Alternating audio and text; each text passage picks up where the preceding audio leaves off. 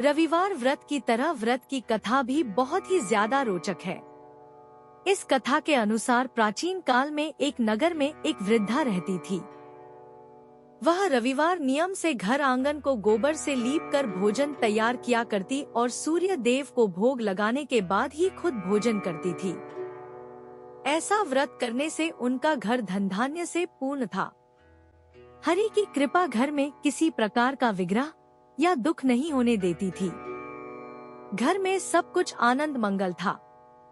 इसी तरह कुछ दिन बीत जाने पर वो पड़ोसन जिसके गौ का गोबर वृद्धा लाया करती थी, वो विचार करने लगी कि यह वृद्धा हमेशा मेरी गौ का गोबर ले जाती है। यह सोचकर उसने अपनी गाय को घर के अंदर बांधना शुरू कर दिया। गोबर न मिलने पर वृद्धा रविवार के दिन अपने घर को लीप नहीं पाई। इसलिए न उन्होंने भोजन बनाया, न भगवान को भोग लगाया और न ही खुद भोजन किया। इस प्रकार उन्होंने निराहार व्रत किया। रात हो गई और वह भूखी ही सो गई। रात में भगवान ने उन्हें सपना दिया और भोजन न बनाने और भोग न लगाने का कारण पूछा। वृद्धा ने भगवान को बताया कि गोबर न मिलने के कारण वो भोजन नहीं बना सकी। तब भगवान ने कहा कि माता, हम तुमको ऐसी गौ देते हैं जिससे सभी इच्छाएं पूरी होती हैं, क्योंकि तुम हमेशा रविवार को गोबर से लीप कर भोजन बनाती हो और भोग लगाकर ही खुद भोजन करती हो। इससे मैं खुश होकर तुम्हें वरदान देता हूँ। सपने में भगवान का यह वरदान पाकर जब वृद्धा की आँख खुली तो देखा कि आंगन में एक अति सुंदर गौ और बछड़ा बंधे हुए हैं।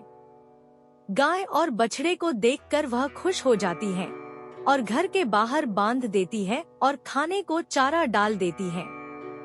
जब पड़ोसन ने वृद्धा के घर के बाहर अति सुंदर गौ और बछड़े को देखा तो द्वेष भावना से प्रेरित होकर उसका हृदय जल उठा, और जब उसने देखा कि गाय ने सोने का गोबर दिया है तो वो गाय का सोने का गोबर ले गई और अपनी गाय के गोबर को उसकी जगह रख दिया।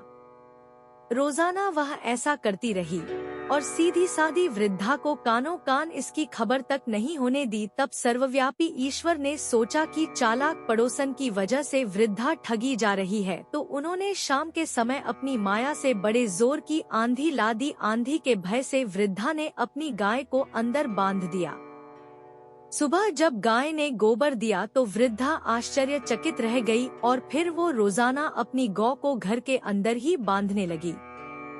उधर पड़ोसन ने देखा कि गौ घर के अंदर बंधने लगी है तो उसका सोने का गोबर उठाने की चाल कामयाब नहीं हो पा रही है, तो कुछ उपाय न देख पड़ोसन ने राजा की सभा में जाकर सारी बात बता दी। उसने राजा से कहा कि मेरे पड़ोस में एक वृद्धा के पास ऐसी गाय है जो आप जैसे राजाओं के ही योग्य है। वह गौ रोजाना सोने का गोबर देती है। आप सोने से प्रजा का पालन करिए। वृद्धा उस सोने का क्या करेगी? राजा ने यह बात सुनकर अपने दूतों को वृद्धा के घर जाकर गौ लाने की आज्ञा दी। वृद्धा सुबह ईश्वर को भोग लगाकर भोजन करने ग्रहण करने ही जा रही थी, तभी राजा के कर्मचारी गाय खोलकर ले गए। यह देख वो काफी रोई चिल्लाई, लेकिन कर्मचारी ने एक ना सुनी। उस दिन फिर वृद्धा गौ के वियोग में भोजन न कर सकी और रात भर रो रो कर ईश्वर से गाय को पुनः पाने की प्रार्थना करती रही। वहीं दूसरी और राजा गौ को देखकर प्रसन्न हुआ और सुबह जैसे ही वह उठा सारा महल गोबर से भरा दिखाई देने लगा। राजा यह देखकर घबरा गया। भगवान ने रात में राजा को स्वप्न में कहा था, है राजा, गाय वृद्धा को लौटा देने में ही तुम्हारी भलाई है। रविवार के व्रत से प्रसन्न होकर मैंने उसे यह गाय दी थी। सुबह होते ही राजा ने वृद्धा को बुलाकर बहुत सारे धन के साथ सम्मान सहित गौ और बछड़ा लौटा दिया। इसके साथ ही पड़ोसन को बुलाकर उचित दंड भी दिया। ऐसा करने से राजा के महल की गंदगी दूर हुई और उसी दिन राजा ने नगर वासियों को आदेश दिया कि अपनी समस्त मनोकामनाओं की पूर्ति के लिए रविवार का व्रत रखा करें। भगवान श्री सूर्यदेव की जय हो कहते हैं। सूर्य देव की आराधना करने से कुंडली के सभी दोष दूर हो जाते हैं। कुंडली में सूर्य मजबूत अवस्था में हो तो समाज में खूब मान सम्मान मिलता है और सुख समृद्धि की वृद्धि होती है। इसलिए सूर्य देव की पूजा में इस व्रत कथा को सुनने का भी बहुत महत्व है।